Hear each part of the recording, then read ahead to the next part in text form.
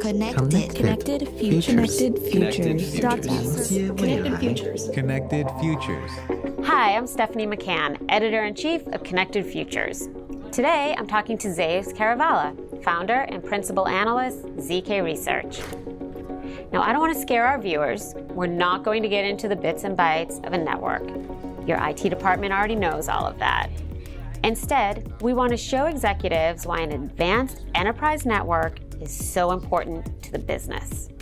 Our executive viewers might be saying, the network is not my problem, but really it does matter. It's the platform for your digital transformation. Zeus, to keep up with digitization, why is it so important today to have an advanced network? Why does the CIO care? Why is it so important to the C-suite members? That's a great question. I think the network in most companies is that piece that's often been forgotten about. It's those folks in the basement that nobody really gets what they do. And most business leaders think of it as almost this commodity, but times have changed. If you think of digital transformation, organizations are trying to create agile businesses that are able to adapt to market demands very quickly.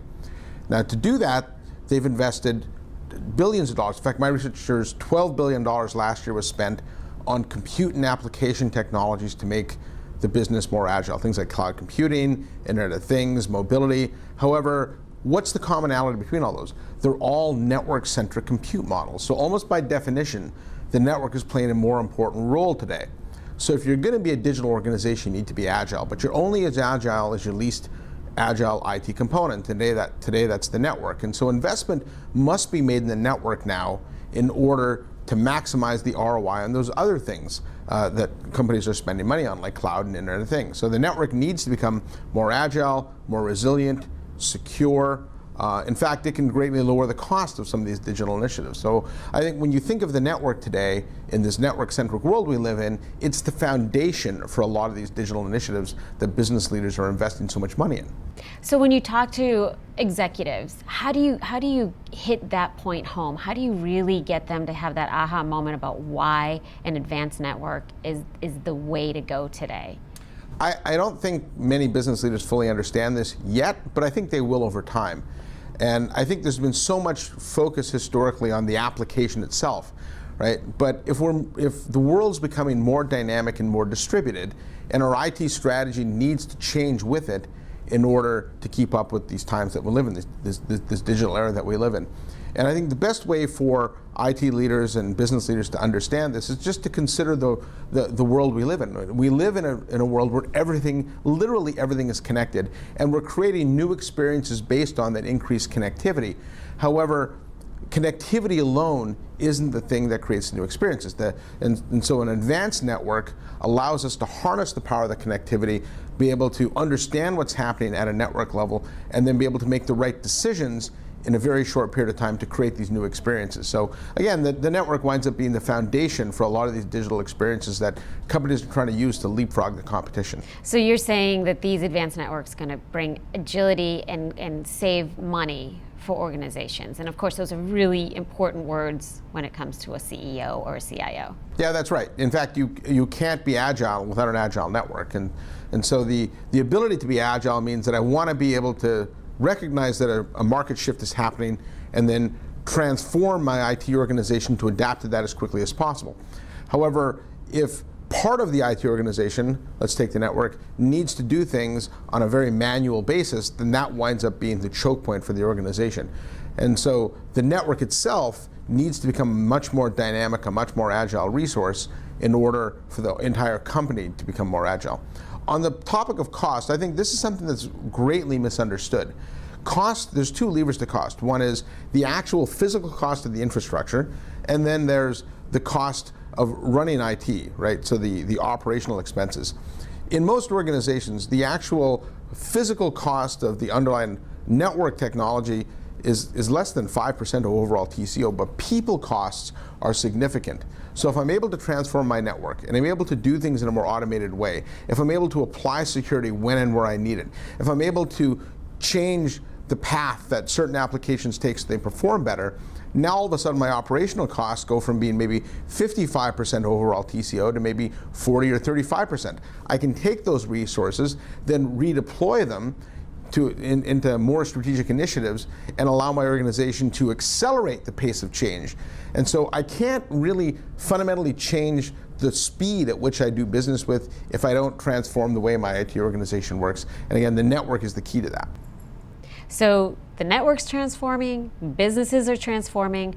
What do CIOs need to do to transform to keep up with all of these changes? I think it's a very difficult time for CIOs. In fact, I'm a former CIO myself, and I think to myself, this would be a very difficult area to work in. But fun. But it'd be very fun, actually.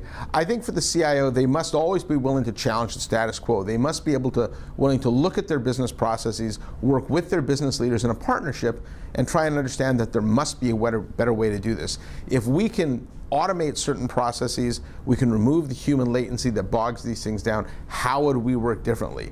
And I think understanding the right questions to ask is the most important thing. And that's really the role of the CIO today, is to look at things holistically, understand that in a world where everything's connected, I'm able to create new experiences and to try and develop what those experiences are. And they're going to vary greatly by vertical, right? A digital experience in the retail sector is much different than in healthcare versus higher ed versus K through 12. But now the CIO can really go to his business leaders and really show how he can drive innovation. I think it's really the time for the CIO to almost be the chief innovation officer. Yeah, in fact, that's a good point. I think the CIO's role historically has been about maintaining the uptime in the technology, and I think the metrics and how we measure CIOs need to change. It's no longer bits and bytes that we measure our CIOs on. It's business success. It's being able to transform the organization. It's being able to make sure that my salespeople are working with the new tools I give them to change the way they deal with their customers, things like that. So, in one sentence, why advanced networks? Why today? Well, in a digital world, everything's connected. And the network is the foundation for these digital experiences. And I think if organizations don't invest the right in their network and make it an advanced network, the digital initiatives that they're going to go forward with are going to fail. One more point is the CIO. The CIO needs to be able to go to his board, he needs to be able to go to the CEO and say, I need to invest in resources to make our network more advanced. I need a network refresh. How is he going to make that conversation? How is he going to make that argument? Today, what's driving network refresh is resiliency, automation, and security. And I talked about security, right? So if you think of the world we live in where everything's connected again, right? If things are going down all the time, and understand with today's network operations, the number one cause of downtime is human error, right? 37% of network downtime is from human error. And the reason is because network engineers are in tremendous pressure to try and always be changing the network, always be updating things to keep up with where things are. Well, if I can automate that, the largest cause of downtime goes away. So now my network's more resilient. My users are going to enjoy a much better experience. And if you think the pace of change has been fast over the last 5 years, we haven't seen anything yet.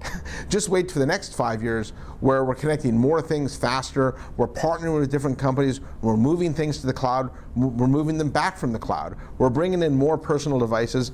The role of the network engineers is going to become much more important, but they simply can't work at the speed that's required, right? So I think what network refresh is going to deliver the organization is higher uptime, better automation, and better security. And those things are mandatory if I'm going to become a digital company. And I think those are things that the CEO can relate to. I mean, especially basically saying you're going to be able to continue to communicate with your customers real time, and you're going to be able to keep your customers happy. We live in a highly competitive world today where consumers are very fickle and you get one shot at impressing them.